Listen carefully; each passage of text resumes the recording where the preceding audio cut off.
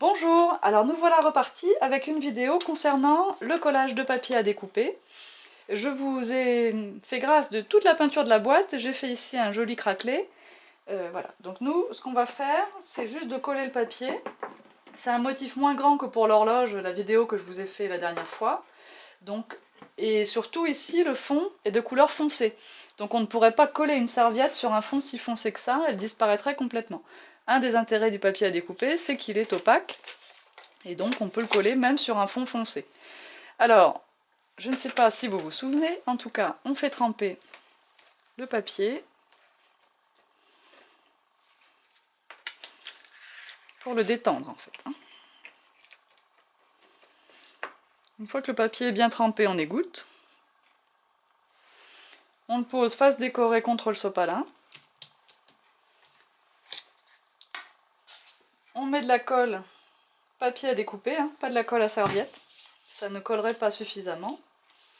Et on répartit cette colle sur tout le motif qu'on doit, et sans bien sûr oublier les bords. Il faut de la colle vraiment partout.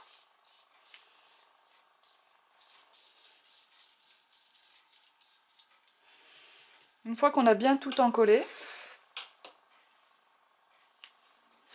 on peut le reprendre et le poser là où on avait prévu. Moi, il était à peu près comme ça.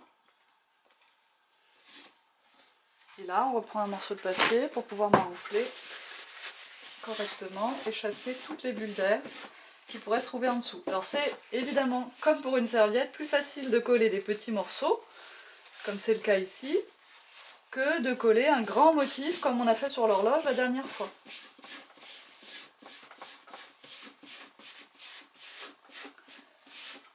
Alors on maroufle bien de façon à vraiment chasser les bulles.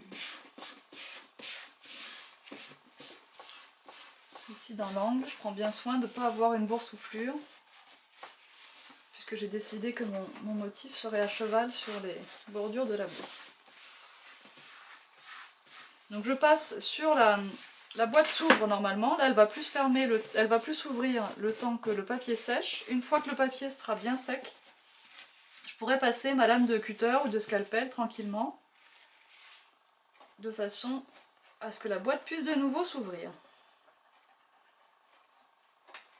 Je fais bien attention pour l'anse, pour le bord de la tasse.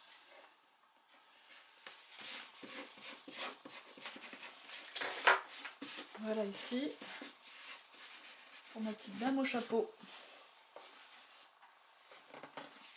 Alors ensuite là, j'avais déjà tout découpé avant. On va commencer par coller ce grand morceau, donc trempette.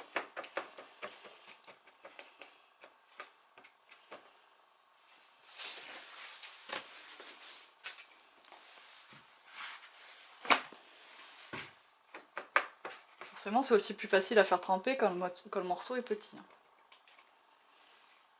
Face décorée contre la table, de la colle, et toujours on badigeonne.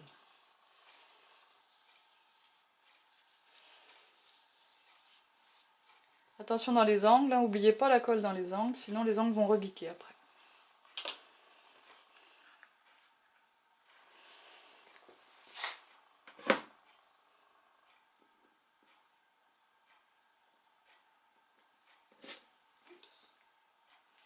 Alors la colle est transparente, tout ce qui déborde du morceau de papier à motif ne se verra pas.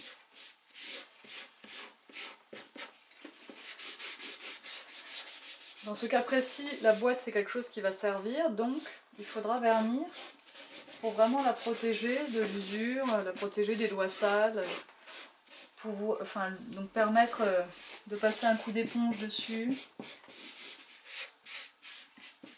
Voilà, la petite bonne femme comme ça, on va les faire les deux en même temps. Et vous voyez que c'est très très rapide à mettre en œuvre.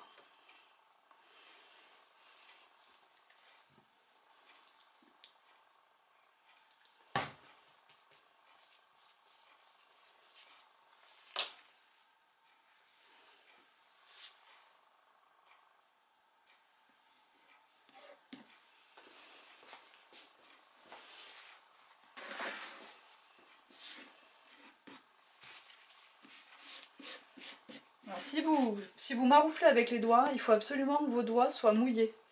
Parce que si le doigt est sec, il accroche contre le papier.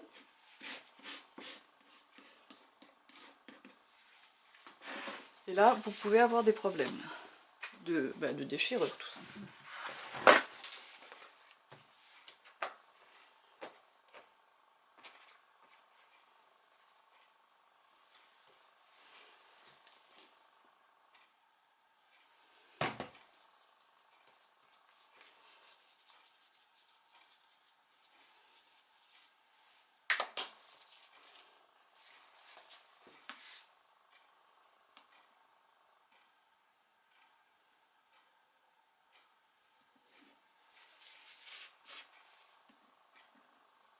Le papier est fâché avec moi aujourd'hui, il a tendance à glisser.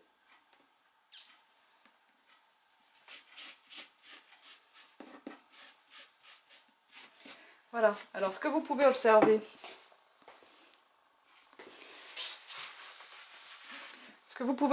c'est qu'ici j'ai pu coller des feuilles de papier à motif sur un fond très foncé, sans qu'on voit la couleur du fond apparaître à travers le papier.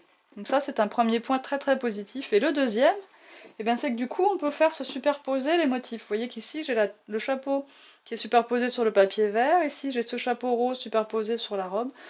Et on a vraiment un effet de premier plan qu'on ne peut vraiment pas obtenir avec une serviette en papier et pas complètement avec une feuille de riz. Donc ce papier présente quand même de nombreux avantages. Je n'avais pas pu vous montrer cela sur l'horloge, c'est pour ça que je vous ai refait une petite vidéo tout de suite.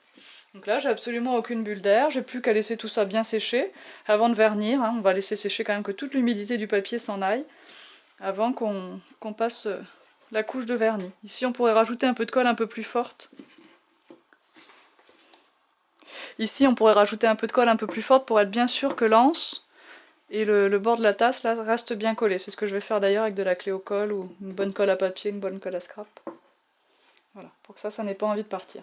Et donc pareil, quand le papier sera très très sec, ici là, dans l'ouverture théorique de la boîte,